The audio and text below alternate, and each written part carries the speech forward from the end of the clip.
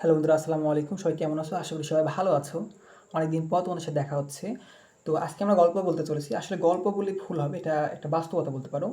হুম।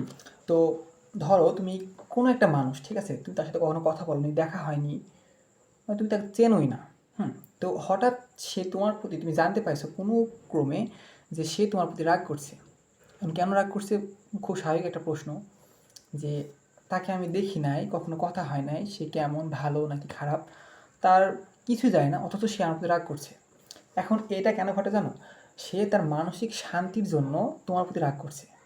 যে আমার এটা একটু সময় লাগছে রিয়েলাইজ করতে, যে ধরো তুমি যখন কোনো গান শোনো, অর্থাৎ যখন স্যাড সং, যেটা আমরা বলি আর কি, ঠিক আছে, এটা যখন আমরা শুনি তখন যদি কোনো কষ্টের মুহূর্ত আমরা মানে অনুভব করি, হ্যাঁ, তখন ওই গানটা আমরা অনেক তৃপ্তি সহকারে শুনতে পাই। হুম, ভালো লাগে আমাদের কাছে। ঠিক এমন কিছু মানুষ আছে যারা কোনো কারণ ছাড়াই অন্যের প্রতি রাগ করে। হুম, তো দেখবা সে রাগ করে, তুমি কথা বলবা বা কথা, সরি দেখছি না, কথা কীভাবে বলবো, তাই তো? তো হয়তো কখনো দেখা হয়েছে তার সাথে তোমার, তো দেখা হওয়ার পর সে তোমার প্রতি এমন একটা রিয়াক্ট করলো যে তুমি বুঝতেছো সে তোমার প্রতি রাগ করছে। কি আশ্চর্য একটা বিষয়, তা না? সরি, কি আশ্চর্য একটা বিষয়, রাইট? আচ্ছা, হ্যাঁ, তো এটাই ছিল আমার মানে মূল বক্তব্য কথা আর কি।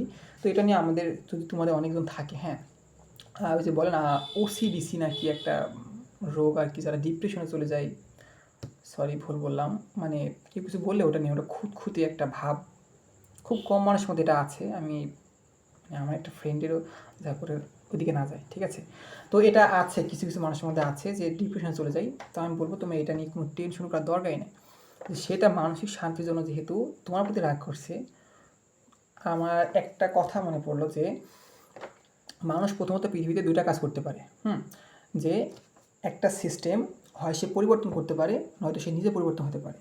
এখন অন্যের চিন্তার প্রতি তোমার কোনো নিয়ন্ত্রণ নাই, তো ওইটা নিয়ে তোমার চিন্তা না করলেও হবে। হ্যাঁ, তুমি নিজে পরিবর্তন হও, ওইটা তুমি মাথা থেকে ছেড়ে ফেলাই দাও, জঙ্গলে যাক, যেখানে যাক, ঠিক আছে?